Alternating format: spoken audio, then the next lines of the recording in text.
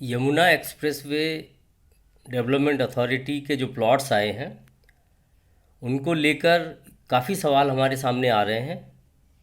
उन्हीं को मैं कवर करने की कोशिश करूँगा। एक तो सवाल सबसे पहले ये आ रहा है कि इसकी लोकेशन क्या है 22D की। अगर हम यमुना एक्सप्रेसवे के जीरो पॉइंट से, मेरा मतलब ग्रेटर नोएडा से है, ग्रेटर नोएडा में यमुना एक्सप्रेसवे के जीरो पॉइंट से आगरा की तरफ जाते हैं तो लगभग 15-16 किलोमीटर चलने के बाद राइट साइड में 22D की लोकेशन है।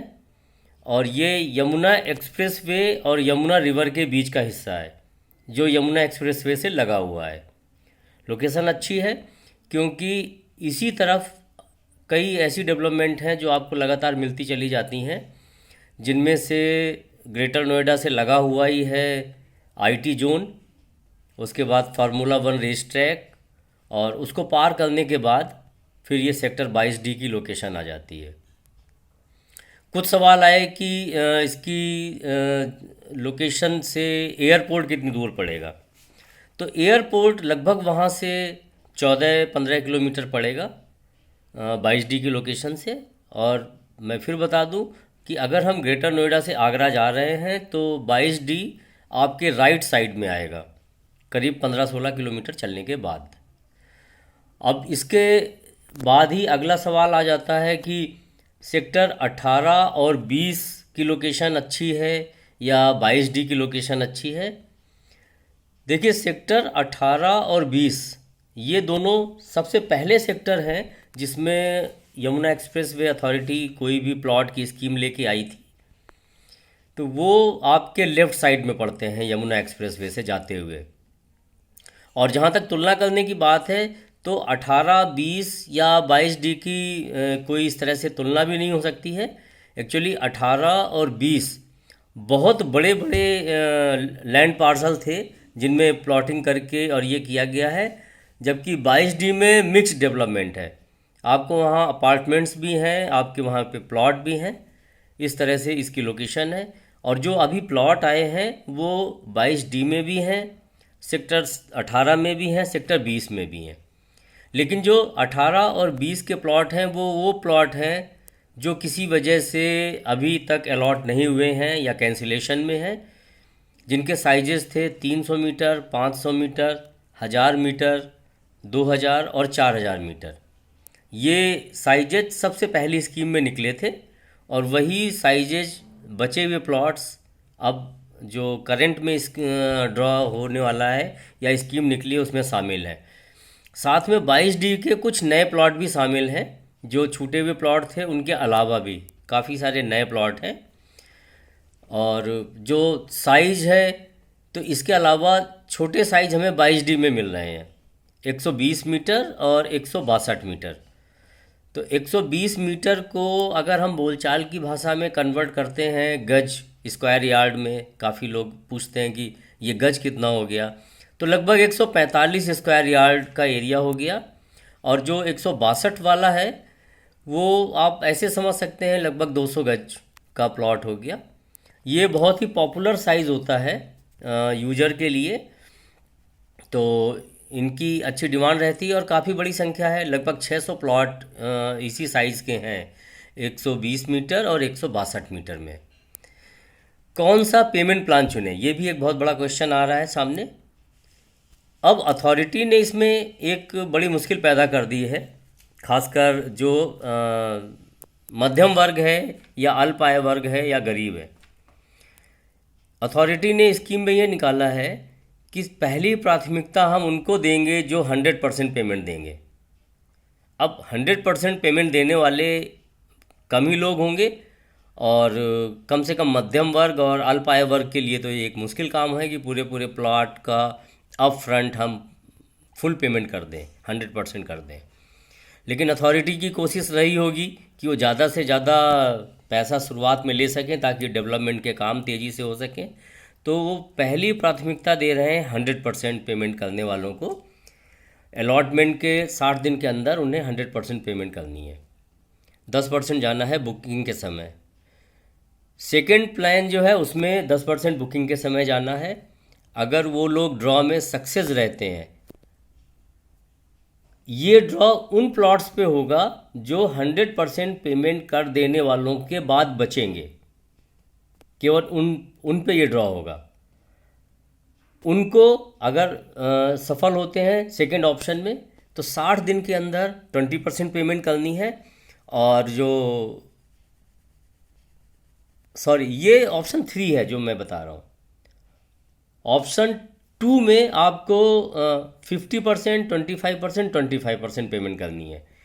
मतलब 50% पेमेंट आपको 60 दिन के अंदर करनी है, फिर 6 महीने के अंदर बाकी 25%, 25% पेमेंट करनी है।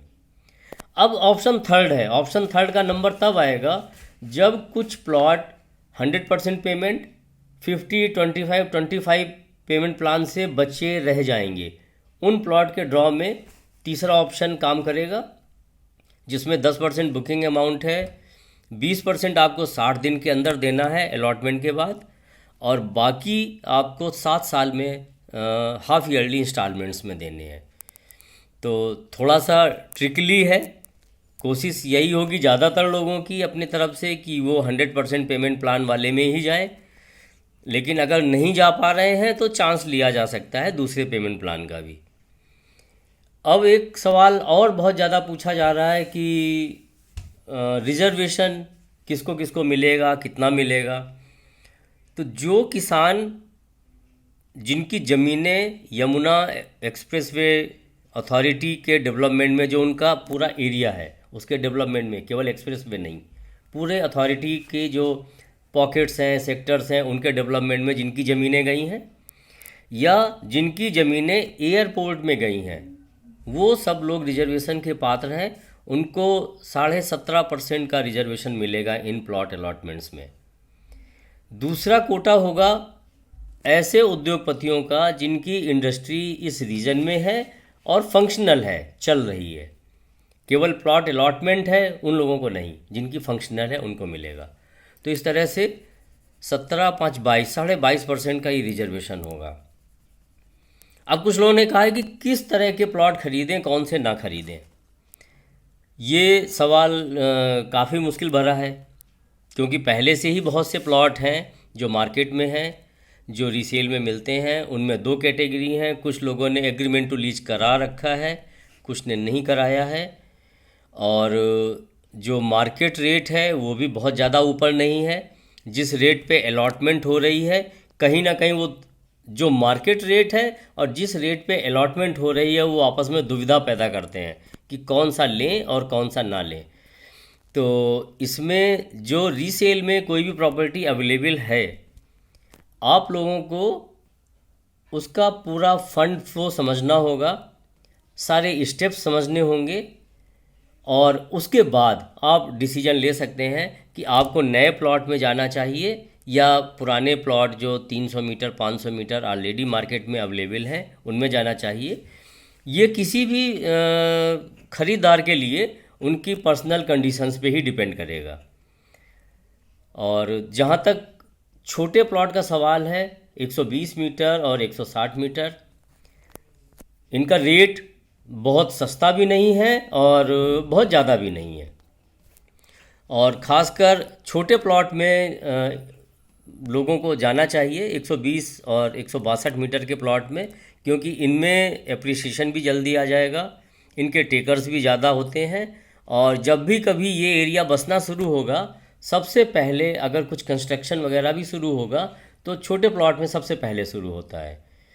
तो एज ए इन्वेस्टर या एज ए यूज़र 120 और 162 मीटर के प्लॉट का सिलेक्शन बेस्ट बेट है। जो इससे बड़े प्लॉट हैं उसके लिए आप रीसेल के ऑप्शन को भी आजमा सकते हैं, उनकी कैलकुलेशन को समझ के। कहीं ना कहीं अच्छी डील्स भी अवेलेबल हैं। और एक एडवांटेज रीसेल में ये भी मिल जाता है कि एटलीस्ट आप फेसिंग और पार्क फेसिंग या डायरेक्शन को लेके आपका कोई भी पूर्वाग्रह है, कोई भी चॉइस है, आप उसको चुन सकते हैं। तो ये सब कुछ एक पर्सनल उस पर डिपेंड करेगा कि आपकी पर्सनल चॉइस क्या है। इस तरह का डिसीजन आप उसको ध्यान में रखते हुए ले सकते हैं। और इसको ध्यान रखें, इसकी जो डेट है वो आखिरी डेट बहुत जल्दी आने वाली है, 24 सितंबर। उसके पहले पहले ही आप इसको डिसीजन लेके भर लें। Thank you.